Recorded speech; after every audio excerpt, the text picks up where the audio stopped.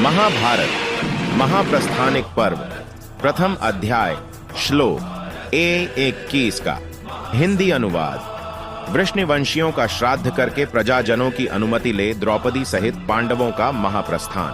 अंतर्यामी नारायण स्वरूप भगवान श्री कृष्ण, उनके नित्य सखा नरस्वरूप नरश्रेष्ठ अर्जुन, उनकी लीला प्रकट करने वाली भगवती सरस्वती और उन लीलाओं का संकलन करने वाले महर्षि वेद व्यास को नमस्कार करके जय महाभारत का पाठ करना चाहिए। जन्मेजय ने पूछा, ब्राह्मण, इस प्रकार वृष्णि और अंधक वंश के वीरों में मूसल युद्ध होने का समाचार सुनकर भगवान श्री कृष्ण के परम धाम पधारने के पश्चात पांडवों ने क्या किया?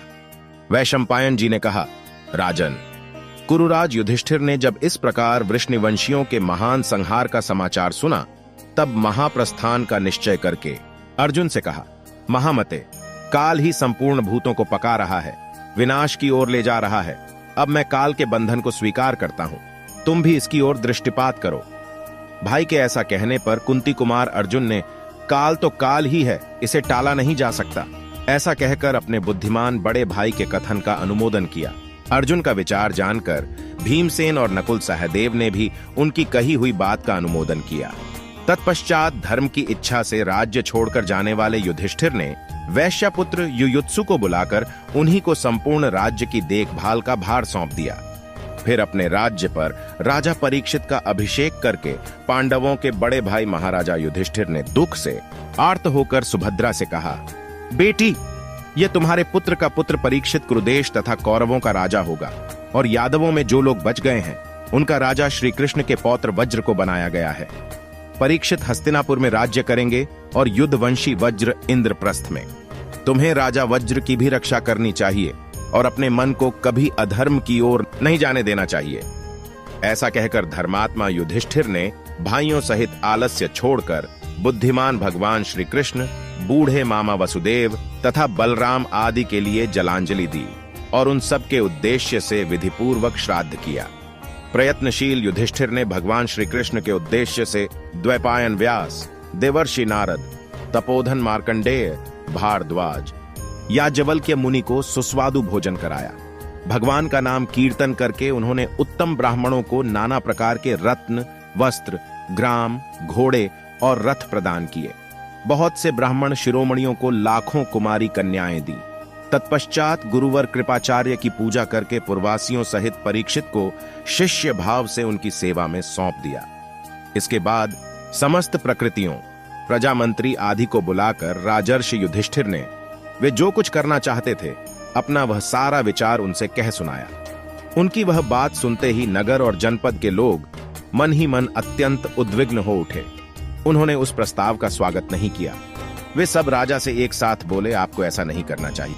परंतु धर्मात्मा राजा युधिष्ठिर काल के उलट फेर के अनुसार जो धर्म या कर्तव्य प्राप्त था उसे जानते थे।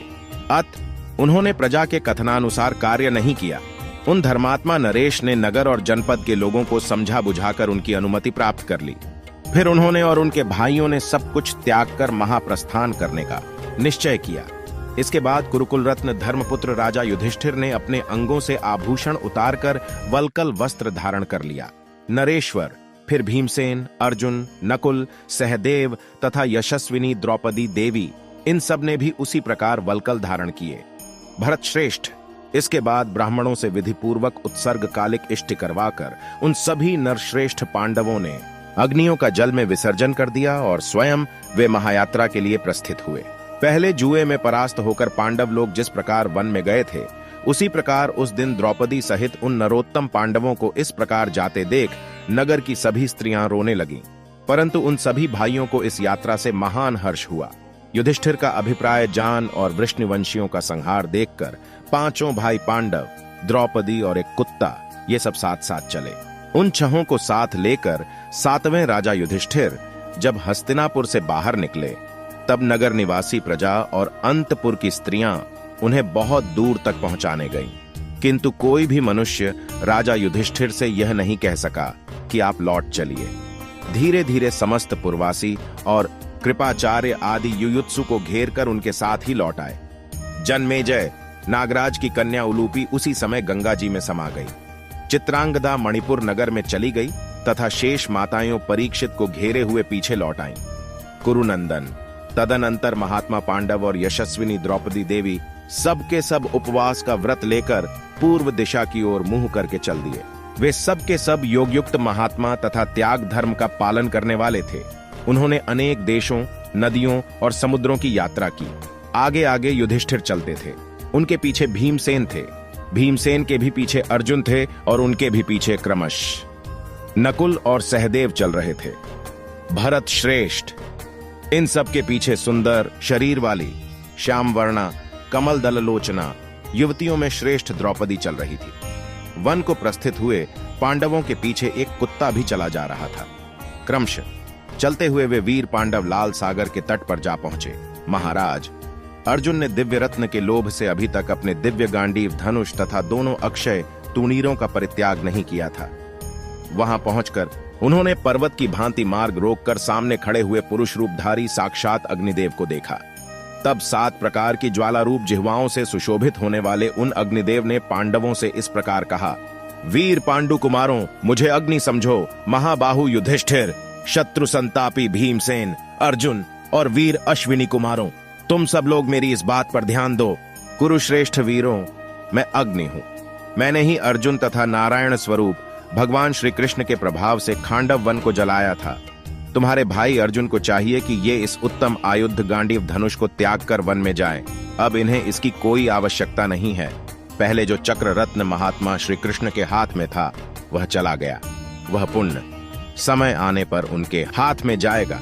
यह गांडीव धनुष सब प्रकार के धनुषों में श्रेष्ठ है।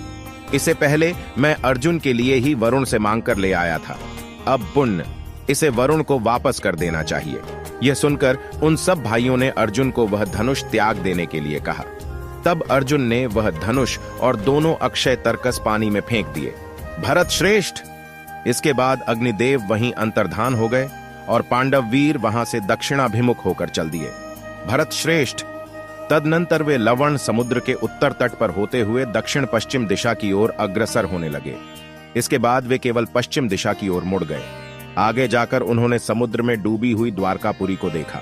फिर योग धर्म में स्थित हुए भरत भूषण पांडवों ने वहां से लौटकर पृथ्वी की परिक्रमा पूरी करने की इच्छा से उत्तर दिशा की ओर यात्रा की।